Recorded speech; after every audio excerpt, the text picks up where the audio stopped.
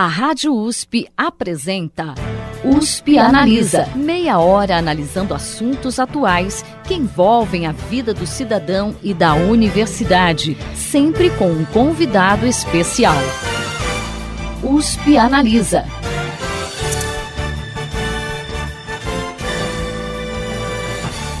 Instituída em 2016, a região metropolitana de Ribeirão Preto reúne 34 municípios e é a primeira do estado fora dos limites da chamada macrometrópole paulista. Mas o que o fato de fazer parte de uma região metropolitana muda na vida do cidadão comum? Quais os direitos e deveres de uma cidade que integra uma região metropolitana? Para responder essas perguntas, o USP Analisa inicia hoje uma série especial sobre a região metropolitana de Ribeirão Preto e seu impacto em vários níveis. Serão 11 programas com entrevistados nos níveis municipal, regional, estadual e federal. O professor da Faculdade de Economia, Administração e Contabilidade de Ribeirão Preto da USP, Erasmo José Gomes, também estará conosco no estúdio durante as entrevistas para comentar os assuntos que serão discutidos.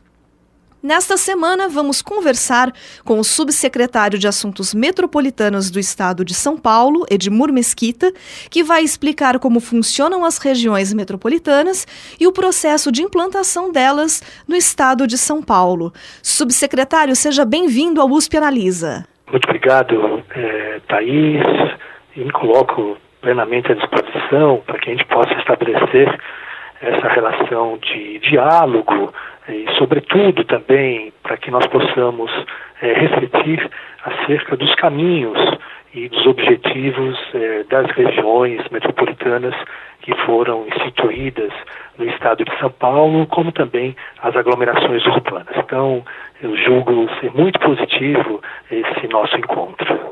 Para nós começarmos, subsecretário, em que consiste uma região metropolitana e por que razão as regiões metropolitanas são criadas? Essa é uma tese, é um conceito que já vem sendo refletido no país há algum tempo. É importante nós buscarmos um pouco o fio da meada, a história, né? Que, evidentemente, a partir desta avaliação, a gente começa a ter uma compreensão maior da importância de nos organizarmos dentro de um espírito de planejamento, a partir das cidades que são conurbadas. O que ocorreu é que o Brasil, há cerca de 4, 5, 6 décadas atrás, tinha seus maiores problemas concentrados nas zonas rurais. Não é? Como naquele período não houve uma preocupação de elaborar um planejamento que fosse estratégico, né, e, sobretudo, de dar suporte para as demandas dessas famílias que moravam nas áreas rurais e, portanto, os maiores problemas estavam concentrados nessa área, a ausência dessa política desenvolvimentista provocou o chamado fenômeno do êxodo rural, né? O fenômeno migratório no país foi muito forte. E essas famílias, então, começaram a se deslocar, né, para, especialmente, a região sudeste do país. E, com isso, houve um planejamento absolutamente desordenado, né? Criando essas grandes manchas urbanas que nós temos no Brasil, fruto, portanto, de uma política equivocada, portanto, nesse período dessas décadas atrás. Com isso, nós temos uma situação curiosa no estado de São Paulo. Nós temos cidades que têm experiências, e do ponto de vista também do índice de desenvolvimento humano, comparados, são cidades que têm esse IDH, que são comparados a cidades do interior de diversos países da Europa, né, com desenvolvimento muito forte, com qualidade de vida, com acesso a direitos elementares, né? E temos também o contraste de tudo isso, né? Regiões que ainda carecem de políticas de saneamento básico, de acesso à saúde de qualidade, de acesso à educação, de acesso ao transporte e assim por diante. Bem, tudo isso faz parte hoje de uma política voltada para a integração dessas regiões, não é? A velha tese que na área ambiental se debatia, ao invés de você olhar a árvore, né, tem que olhar a floresta como um todo. Então, a organização, né, de uma região metropolitana, que é prevista no texto da Constituição Federal, nas constituições estaduais e também nas leis orgânicas dos municípios brasileiros, essa política ela é voltada justamente para isso, para pensar o planejamento dessas regiões, produzir soluções para os problemas que são comuns, né, especialmente nas áreas que estão previstas na legislação, né, de planejamento, uso do solo, transporte, habitação, saneamento básico, meio ambiente, o desenvolvimento econômico, o desenvolvimento social, as áreas que atuam preventivamente, né, cultura, esportes, lazer. Ou seja, é ter um foco muito bem definido do ponto de vista das prioridades que possam ser estabelecidas, né, como diretrizes para que esse planejamento seja um planejamento integrado. Então, eu diria que as grandes experiências hoje que ocorrem no mundo, né, especialmente na Europa, com as regiões metropolitanas, nos Estados Unidos, um pouco a experiência dos condados é algo semelhante com aquilo que está sendo desenvolvido hoje no estado de São Paulo. Então, é uma experiência altamente positiva você debater, portanto, diante dos desafios que estão na sua frente, né, nesses diversos campos funcionais, debater as soluções, né, para esses problemas que são comuns, não tão somente tendo em vista ou levando em consideração o município, mas levando em consideração, naturalmente, todos aqueles municípios conurbados. Subsecretário, quais seriam os critérios para a inclusão de municípios em uma região metropolitana? Essa configuração ela pode ser alterada ao longo do tempo? Olha, é claro que para que uma determinada região se transforme em região metropolitana, evidentemente que os critérios são eminentemente técnicos, né? A respeito do desenvolvimento dessa unidade regional, a questão da sua economia, a sua vocação, a questão da territorialidade, a integração, né, que exista entre esses municípios. Então, eu diria assim, é o caminho que tem que ser trilhado a partir de estudos que são elaborados pela Implaza, que é a empresa de planejamento metropolitano de São Paulo. Aliás, diga-se de passagem, até, Thaís, a Implaza, ela esse ano completa 42 anos de existência, né?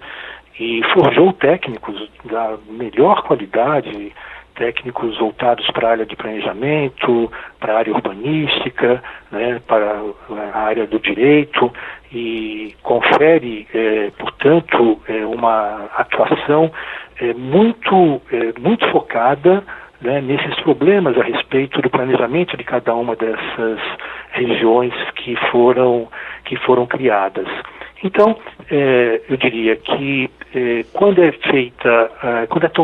tomada a decisão para a constituição de uma região metropolitana, é claro que os estudos que são elaborados pela área técnica da Implaza, esses estudos você leva em consideração, portanto, esses critérios que são critérios eminentemente técnicos, que pensam, portanto, nesse planejamento de médio prazo, de longo prazo, a integração dessa região, quais são os seus problemas mais graves, né, e de que maneira essas soluções possam ser elaboradas a partir desses princípios. Subsecretário, como que é a participação das prefeituras e das câmaras de vereadores de cada município na criação de uma região metropolitana? Quais seriam os direitos e deveres de cada um? Sei. A dinâmica, a configuração de uma região metropolitana é a seguinte: nós temos diversos mecanismos. Então nós temos o Conselho de Desenvolvimento daquela região metropolitana. No caso de Ribeirão Preto, a região é composta por 34 municípios. O Conselho de Desenvolvimento, ele é paritário, portanto composto pelos 34 prefeitos e também por 34 representantes do Estado. Vai dizer então que o Conselho ele é paritário. E tem duas atribuições muito bem definidas na legislação. A primeira é de ser um conselho normativo e a segunda atribuição de ser também um conselho deliberativo, ou seja, qualquer tema que seja apresentado para que então o Conselho de Desenvolvimento possa apreciar, possa debater, possa discutir e fazer as propostas, né, de encaminhamento e buscando essas soluções comuns para esses problemas que são comuns, o Conselho tem esta atribuição de deliberar sobre esta matéria. À medida que essa matéria, um determinado projeto, uma determinada iniciativa, seja apreciada e depois aprovada, votada e aprovada pelo Conselho de Desenvolvimento, qual é o passo seguinte? A Implasa, que atua na região de Ribeirão Preto como a Secretaria Executiva, tem a responsabilidade, tem esta atribuição, é uma competência de praticar, de executar aquilo que foi, portanto, aprovado e deliberado pelo Conselho de Desenvolvimento. Portanto, esse é um dos mecanismos que nós temos nas regiões metropolitanas.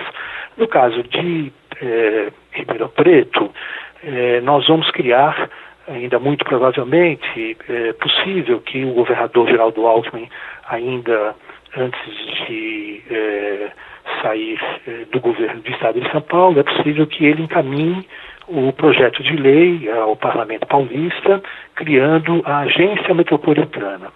A Agência Metropolitana é uma autarquia do Estado, portanto tem que ser criada por lei, e que tem, portanto, também duas atribuições fundamentais: a de executar aquilo que é aprovado pelo Conselho de Desenvolvimento, né, e de elaborar o planejamento estratégico, levando em consideração aspectos, né, a médio prazo e também a longo prazo.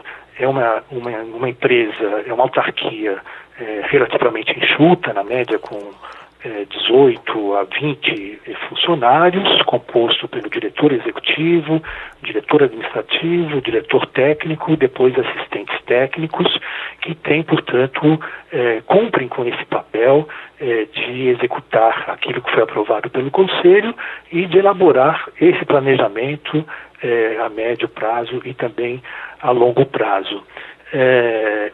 Enfim, a gente está também na expectativa de que essa decisão seja adotada para que, sendo aprovada a autarquia, a Agência Metropolitana, na Assembleia Legislativa do Estado de São Paulo, isso acontecendo, a Implasa deixa de ser a secretaria, deixa de trabalhar, de atuar como secretaria executiva da região metropolitana de Ribeirão Preto e terá, portanto, esse corpo técnico que será composto junto à agência metropolitana.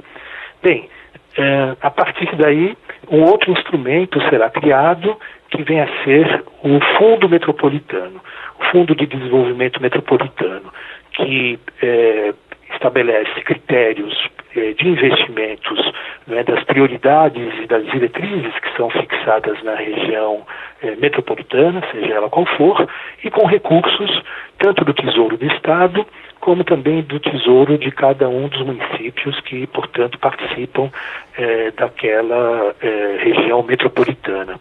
Então, essa é a formatação né, de uma região metropolitana. Conselho de Desenvolvimento, composto pelos prefeitos, representantes de Estado, o conselho é paritário, normativo e deliberativo. A agência metropolitana, autarquia do Estado criada por lei, que tem o papel de planejar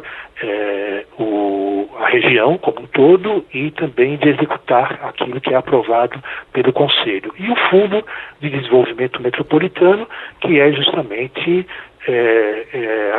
o fundo que vai definir as prioridades, né, a partir das decisões tomadas pelo Conselho de Desenvolvimento a respeito dos investimentos nas áreas que são prioritárias.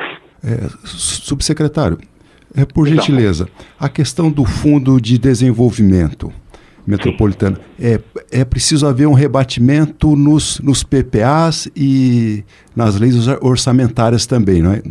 Sim. É claro que nós temos que levar em consideração, né, o orçamento do Estado e também o orçamento de cada um dos municípios e pensarmos, sobretudo, sobre o orçamento regionalizado. Né? Por que não se cria o fundo agora? Porque o fundo ele só pode ser criado na medida em que a região metropolitana tenha já instituída a sua agência metropolitana. Né? O fundo ele não é criado por intermédio de projeto de lei, como foi no caso da região metropolitana de Ribeirão Preto, como foi a própria criação naturalmente da região metropolitana, a criação do próprio Conselho de Desenvolvimento e a agência metropolitana. Então, esses instrumentos obrigatoriamente dependem de uma decisão do governador, enviando, portanto, a mensagem que cria esses mecanismos de uma região metropolitana. O Fundo de Desenvolvimento Metropolitano não há necessidade de ser aprovado pelo Parlamento. Aí é uma decisão também do governador do Estado de São Paulo, por edição de decreto. Então ele cria o fundo por intermédio de decreto. Mas essa é uma etapa que só pode ser criada na medida em que essa região metropolitana já tem a sua agência constituída. Então, logo, portanto, o projeto de lei que cria a agência metropolitana seja enviado à Assembleia Legislativa, aprovado pelos parlamentares, sancionada a lei pelo governador do Estado de São Paulo, ato contínuo, o governador, portanto, por intermédio de decreto, cria o Fundo Metropolitano para que os recursos provenientes, portanto, do Tesouro do Estado, como também dos orçamentos municipais, possam, naturalmente, haver esse investimento nas áreas que o Conselho definir como prioritárias. No caso, subsecretário, desses recursos que vão ser destinados pelo governo do Estado, existe alguma previsão de valor? Olha, isso depende de região para região, né? Nós estamos agora, Thaís e professor Erasmo, vivendo eu diria um segundo ciclo importante a respeito dessa política de unidades regionais. O primeiro ciclo se deu quando Mário Covas foi governador do Estado de São Paulo.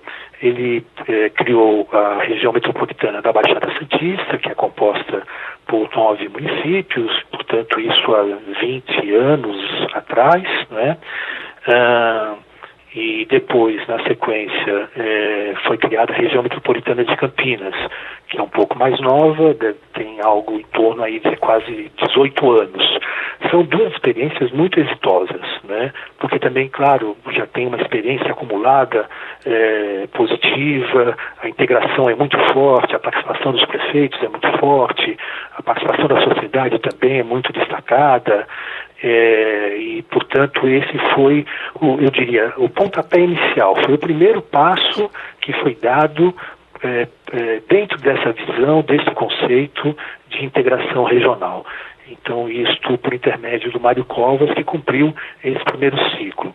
Na sequência, o governador Geraldo Alckmin, então, instituiu um novo ciclo, que foi esse processo de expansão das unidades regionais, né? Então, foi criada a região metropolitana do Vale do Paraíba, com o Litoral Norte, são 39 municípios, foi criada a região metropolitana de Sorocaba, que é composta por 27 municípios, a região metropolitana de São Paulo foi feita uma reformulação importante, porque quando a região metropolitana de São Paulo foi criada em 75, foi por decreto. Naquela época, período autoritário ainda, a região metropolitana foi criada por decreto sem que houvesse a participação sequer do parlamento paulista. E essa foi uma decisão importante adotada pelo governador ao enviar para a Assembleia Legislativa um projeto de lei que reformulou a região metropolitana de São Paulo e lhe conferiu, portanto, essa legitimidade que carecia anteriormente. Não é?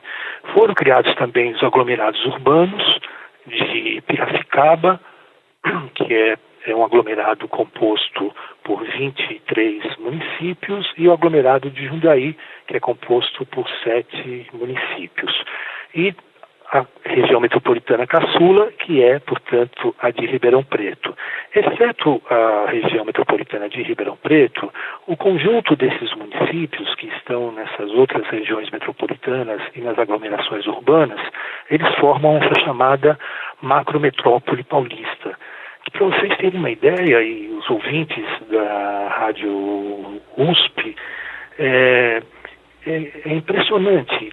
A terceira macrometrópole paulista do mundo é a nossa.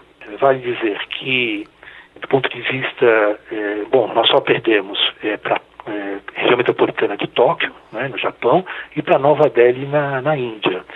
Do ponto de vista do PIB estadual, 82% do PIB estadual eles estão concentrados nessas regiões metropolitanas. Com relação ao PIB nacional, 33% concentrados nessas regiões metropolitanas aqui no estado de São Paulo. Portanto, o desafio é gigantesco, tudo é grandioso aqui no estado de São Paulo. Então, claro que o fato de pensarmos, portanto, dentro desses critérios, de que nós temos que identificar qual a realidade de cada uma dessas áreas, e, portanto, definirmos as prioridades e ir realizando, portanto, essas prioridades, esse é o caminho que está à nossa frente.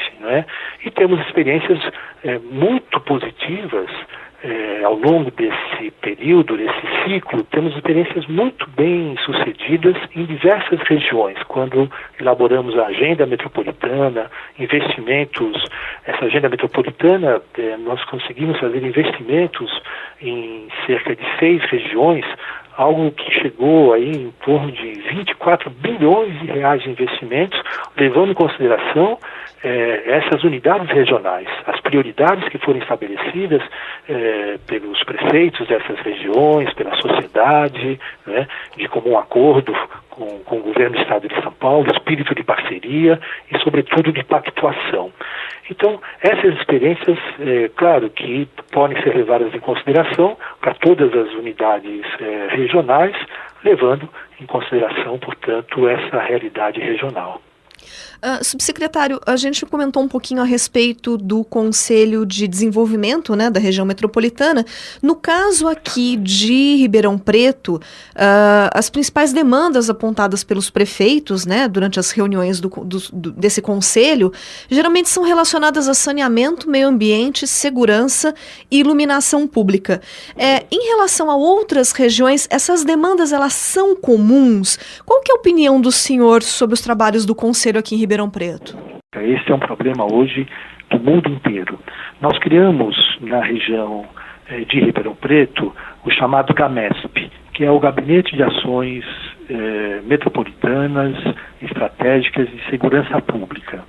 Quem compõe e quem participa deste conselho, então, é o comandante da Polícia Militar da região, o diretor do DEINTER, portanto, representando a Polícia Civil, representante da Polícia Federal, representante do Ministério Público, do Poder Judiciário, das guardas municipais, das secretarias de segurança daqueles municípios que possuem esse tipo de estrutura, cultura, de áreas que atuam preventivamente, cultura, esportes, e a partir da elaboração e da criação deste gabinete, pela primeira vez no estado de São Paulo, e isso serviu de exemplo para outros estados da federação, pela primeira vez nós iniciamos a discutir, demos início para discutir a política de segurança pública,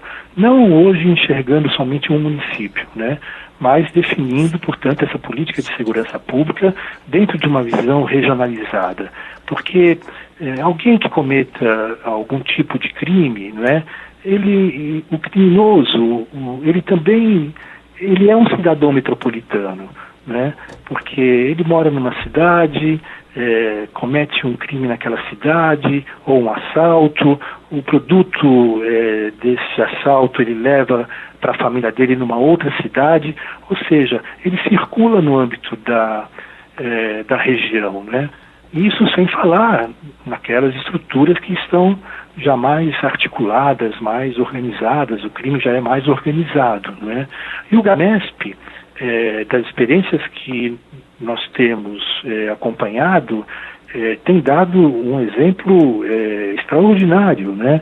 De tal maneira que em todas as regiões metropolitanas no estado de São Paulo, e portanto dessas unidades regionais, houve uma queda significativa, né, nos indicadores dos crimes contra a vida, dos roubos e assim por diante. Então, essa é uma experiência que nós estamos levando em consideração, que a política de segurança pública também tem que ser vista dentro de uma visão metropolitana e tem produzido, portanto, bons resultados. Nós criamos o GAMESP na região de Ribeirão Preto, tivemos a participação do secretário de Segurança Pública, todos os integrantes desta composição do GAMESP, e a política que foi, portanto, compartilhada junto com os prefeitos e os representantes do Estado, isso tem dado certo. Tá certo, subsecretário. Bom, infelizmente o nosso tempo está chegando ao final. Professor Erasmo, gostaria de comentar? Subsecretário Edmur Mesquita, só gostaria de agradecê-lo imensamente pela gentileza de nos conceder essa entrevista muito esclarecedora, com muita informação sobre o andamento aqui dessa importante iniciativa de desenvolvimento regional que é a região metropolitana de Ribeirão Preto. Muitíssimo grato pela sua colaboração conosco. Quero deixar aqui um abraço de gratidão a você, Thaís, ao professor Erasmo, por essa oportunidade que me foi concedida. Então, para você que está em casa, nós tivemos aqui hoje o subsecretário de Assuntos Metropolitanos do Estado de São Paulo, Edmur Mesquita, nesse primeiro programa da nossa série especial sobre a região metropolitana de Ribeirão Preto. Estamos também com o professor da Faculdade de Economia, Administração e Contabilidade de Ribeirão Preto da USP, professor Erasmo José Gomes. Obrigada pela sua participação, professora. Foi um prazer, Thaís. Obrigado. O programa de hoje fica por aqui. Até a próxima semana. Você ouviu USP Analisa, um programa da Rádio USP Ribeirão em parceria com o IEA, Instituto de Estudos Avançados, Polo Ribeirão Preto. Produção do Serviço de Comunicação Social da USP e do IEA. Coordenação, Rosimeire Talamone. Apresentação, Thaís Cardoso.